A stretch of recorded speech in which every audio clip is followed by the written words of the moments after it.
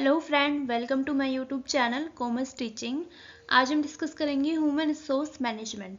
ये क्या होता है और इसके क्या क्या स्कोप्स होते हैं और इम्पोर्टेंस क्या होते हैं, वो सब हम इसी वीडियो में डिस्कस करेंगे। तो चलिए स्टार्ट करते हैं।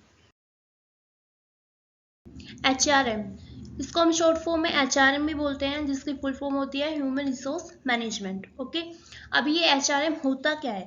ह्यूमन रिसोर्स वो होते हैं जो एक फर्म के अंदर लोग काम कर रहे होते हैं, ठीक है। और मैनेजमेंट क्या होता है? किसी भी एक्टिविटी को मैनेज करना, उसके बारे में कुछ प्लानिंग करना, फिर ऑर्गेनाइजिंग करना, उसके बाद डायरेक्टिंग करना और इन सारी एक्टिविटी को कंट्रोल करना। ओके, इसको हम क्या बोलते हैं? मैनेजमेंट। तो अगर हम इन दोनों नाम को मिला के अगर हम इसकी मीनिंग समझे तो क्या होगी?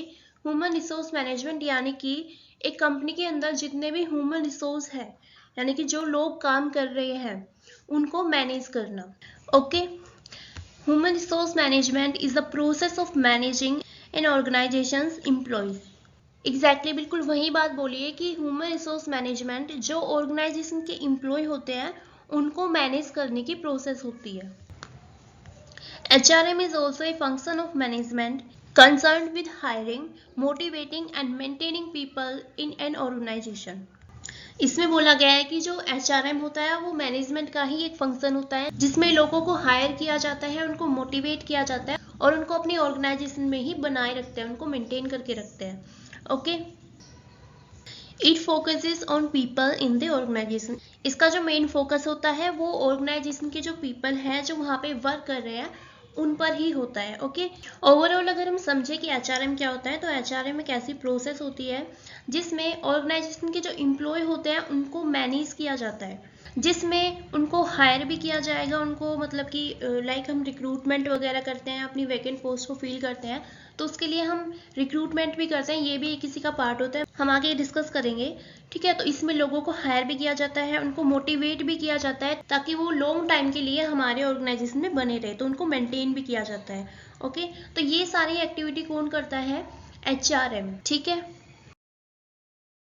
स्कोप डिस्कस करते हैं। जो हम पॉइंट इसमें रीड करने वाले हैं उनको हम इनके फंक्शन में भी लिख के आ सकते हैं, या फिर इसके ऑब्जेक्ट जो होंगे उसमें भी हम इसके पॉइंट्स लिख सकते हैं। ओके, तो first is human resource planning. Human resource planning क्या होती है, या फिर मैं ये कहूँ कि HRM में ह्यूमन रिसोर्स प्लानिंग कैसे की जाती है। तो देखो, ह्यूमन रिसोर्सेज का मतलब तो आपको पता है कि एक ऑर्गेनाइजेशन के अंदर जो पीपल वर्क कर रहे होते हैं उनको हम ह्यूमन रिसोर्स बोलते हैं।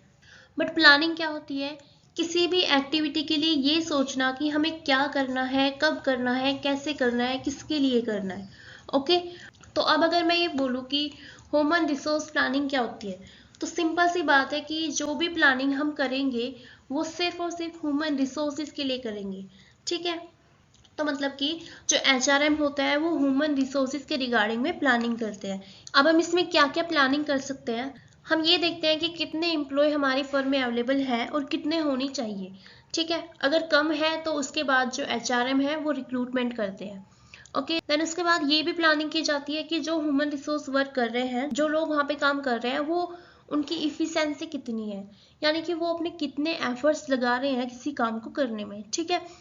अब अगर HRM डिपार्टमेंट को लगता है कि कोई वर्कर है जो ठीक से काम नहीं कर पा रहा है, अपने ठीक से एफर्ट्स नहीं लगा पा रहा है, तो उसके बाद उसको ट्रेनिंग दी जाती है। ओके, उसके बाद हम ये भी देख सकते हैं कि जो हमारे ह्यूमन रिसोर्सेज हैं उनको किसी चीज़ की कोई ज़रूरत तो नहीं है, ठीक है। तो इन सभी के रिगार्डिंग में जो प्लानिंग की जाती है उसको हम बोलते हैं human resource planning. Okay, next point is job analyse design. इसमें जो HRM होते हैं वो जॉब को एनालाइज करते हैं, ठीक है। इसमें दो पॉइंट हैं, एक तो है जॉब एनालाइज और दूसरा है जॉब डिजाइन। तो जॉब को कैसे एनालाइज किया जाता है? जॉब एनालाइज में एक जॉब की डिटेल्स, उसके क्या क्या टास्क रहेंगे, उसकी क्या स्किल्स है, उसकी क्या क्वालिफिकेशन है, मतलब जो भी एम्प्लॉय वहाँ पे काम करेगा उसके क्या क्या टास्क वहाँ पे रहेंगे, क्या हमें स्किल्स चाहिए, क्या उसकी क्वालिफिकेशन चाहिए, और हमने उनकी कैसी परफॉर्मेंस को एक्सपेक्ट कर रखा है कि हाँ ये इतनी परफॉर्मेंस या फिर इतनी इफिशिएंसी अपनी यहाँ पे लगाएगा, ठीक है। तो इन सब चीज़ों को इवेल्युएट किया जाता है, इसको हम बोलेंगे जॉब एनालाइज, ठीक है। इसमें ऑर्गेनाइजेशन को पता चलता है कि किसी स्पेसिफिक जॉब के लिए क्या क्वालिटीज़ होनी चाहिए किसी एम्प्लॉय के अंदर और क्या स्किल्स होनी चाहिए। ओके, देन दूसरा होता है जॉब डिज़ाइन।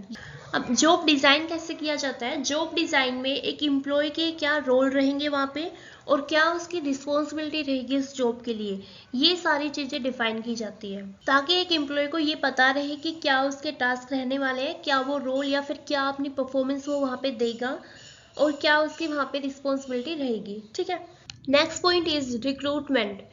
अब देखो, जो हमने फर्स्ट पॉइंट रीड किया था ह्यूमन रिसोर्स प्लानिंग, उसमें हमने ये देखा था कि एक प्लानिंग ये भी की जाती है कि कितने एम्प्लॉय हमारे पास अवेलेबल है।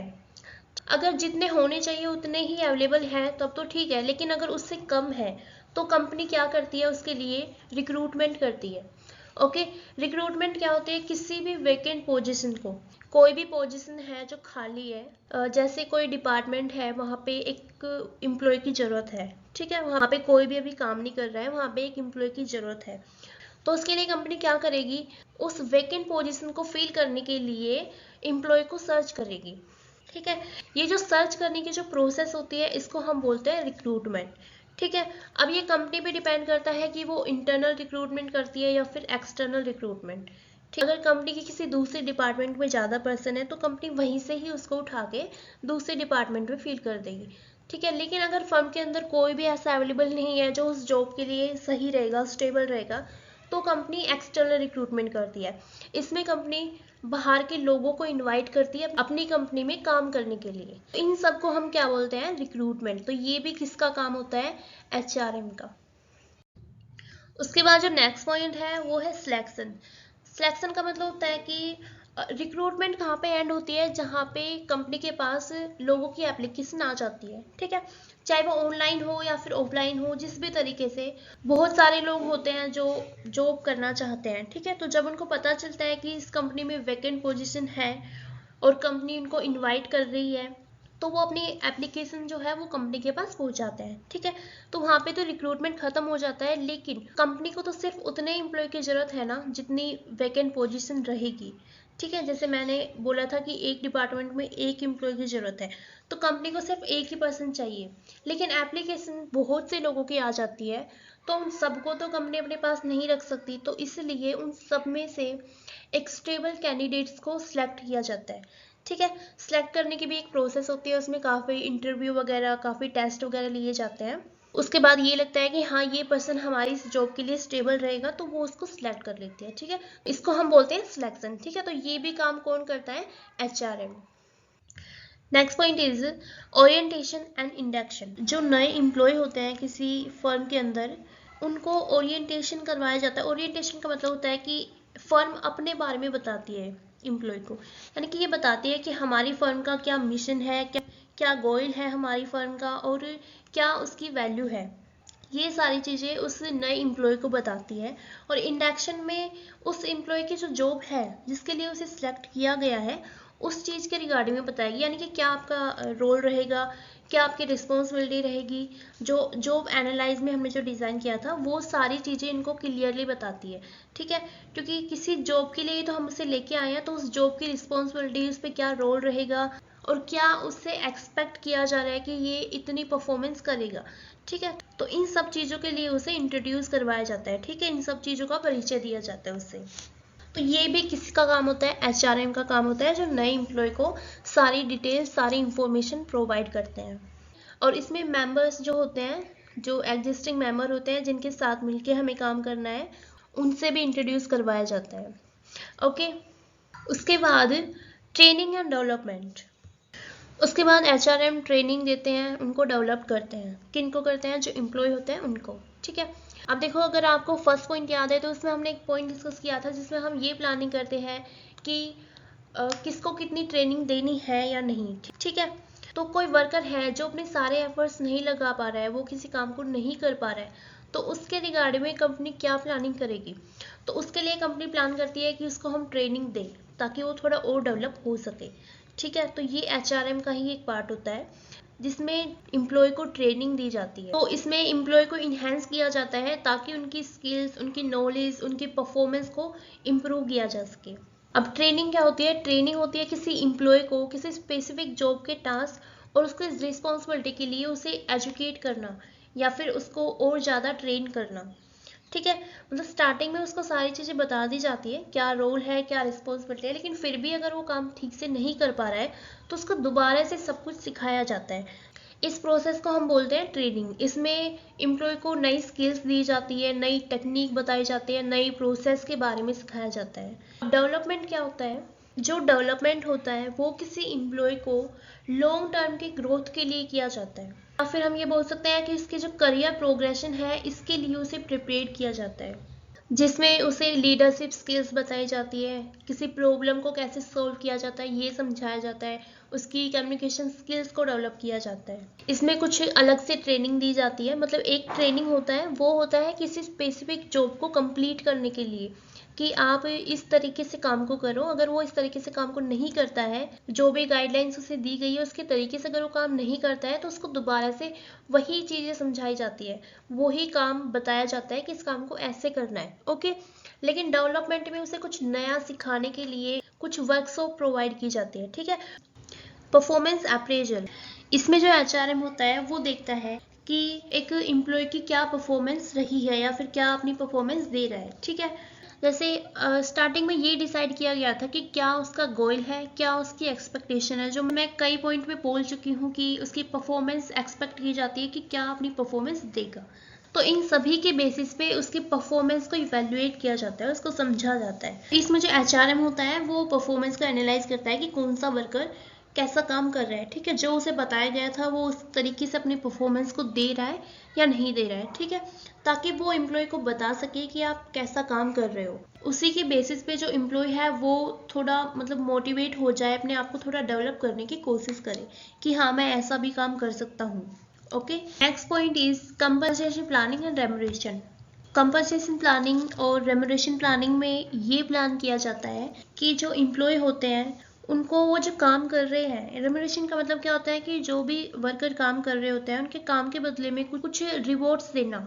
ओके, तो अगर कोई वर्कर काम कर रहा है तो उसके बदले में जो ऑर्गेनाइजेशन होती है वो उसको फाइनेंशियल रिवॉर्ड्स देती है, या फिर कुछ मतलब फाइनेंस उसकी सैलरी वगैरह तो देती है और अलग से कुछ बेनिफिट्स भी प्रोवाइड करती है। ठीक है। ऐसा इसलिए किया जाता है ताकि एम्प्लॉय ठीक तरीके से अपना काम कर सके। इसमें ये डिज़ाइन किया जाता है कि कौन से एम्प्लॉय को मतलब उसके परफॉर्मेंस के बेसिस पे ही ये एनालाइज किया जाता है कि कितनी इसको सैलरी देनी है, कितना उसको बोनस देना है, अलग से कोई इंसेंटिव देना है तो वो कितना देना है, उसको कितना अलाउंस देना है। ये सारी चीज़ें इसमें प्लान की जाती है। तो ये सारे काम भी कौन करता है? एचआर डिपार्टमेंट ही करता है। मतलब ये सारे काम एचआरएम में किए जाते हैं। And next point is motivation, welfare, health and safety. जो एचआरएम होते हैं वो अपने एम्प्लॉय को मोटिवेट करते हैं। जैसे अगर पिछले वाले पॉइंट में हमने पढ़ा था रेम्युनरेशन देना, जिसमें मान के चलो एक फिक्स सैलरी दे दी जाए, उसके अलावा कुछ भी ना दिया जाए, तो एम्प्लॉय हो सकता है वो अपनी परफॉर्मेंस ठीक से ना करे। ठीक है, क्योंकि इसको पता है वो थोड़ा काम करेगा तो भी इसे इतनी सैलरी मिल रही है। अगर थोड़ा ज़्यादा भी करेगा, अगर थोड़ा मोटिवेट होकर और थोड़ा ज़्यादा करने की भी कोशिश करेगा तो उसको सैलरी तो फिक्स ही मिल रही है ना, तो वो डिमोटिवेट हो जाता है। तो एचआरएम उनको मोटिवेट करने की कोशिश करते हैं, इसलिए वो सैलरी के साथ अलग से बोनस भी देते हैं और इंसेंटिव भी प्रोवाइड करते हैं अलग से। तो इसलिए जो एम्प्लॉय होते हैं उनको मोटिवेट किया जाता है। ओके, उनके वेलफेयर के बारे में सोचा जाता है। जैसे घर वगैरह प्रोवाइड कर देना, बहुत सी कंपनी होती है जो अपने एम्प्लॉय को घर भी देती है, और ट्रांसपोर्टेशन का भी कंपनी खुद ही खर्चा उठाती है, और हेल्थ वगैरह के बारे में भी, उनकी सेफ्टी वगैरह के बारे में, ये सारी चीज़ें एम्प्लॉय के बारे में सोची जाती है। ठीक है, जो ह्यूमन रिसोर्स होते हैं उनके बारे में सोची जाती है ताकि उनको ठीक से मैनेज किया जा सके। And next point is industrial relation. Industrial relation में क्या होगा कि एक फर्म के अंदर जो भी लोग काम कर रहे होंगे उनका रिलेशन सही हो जाएगा, मतलब उनका रिलेशन ठीक हो जाएगा, वहाँ पे ज़्यादा कॉन्फ्लिक्ट क्रिएट नहीं होंगे। ठीक है। जैसे मान के चलो अगर किसी डिपार्टमेंट में कुछ लोगों की लड़ाई झगड़े हो जाते हैं तो एचआरएम कोशिश करते हैं कि हम उनको अलग अलग डिपार्टमेंट में रखें, या फिर एचआरएम ही एक ऐसा होता है जो लोगों के बीच में जो कॉन्फ्लिक्ट होते हैं उनको दूर कर सके। ठीक है, उन पे पूरा कंट्रोल रखते हैं। तो एचआरएम उनके कॉन्फ्लिक्ट को दूर करते हैं, चाहे वो नेगेटिव तरीके से करे या पॉजिटिव से। नेगेटिव से मान के चलो किसी एम्प्लॉय को बोल दिया जाएगा अगर आप ऐसे इन्वायरमेंट को ख़राब करोगे एक फर्म के अंदर ऐसे लड़ाई झगड़े करके तो हम आपको जॉब से निकाल देंगे।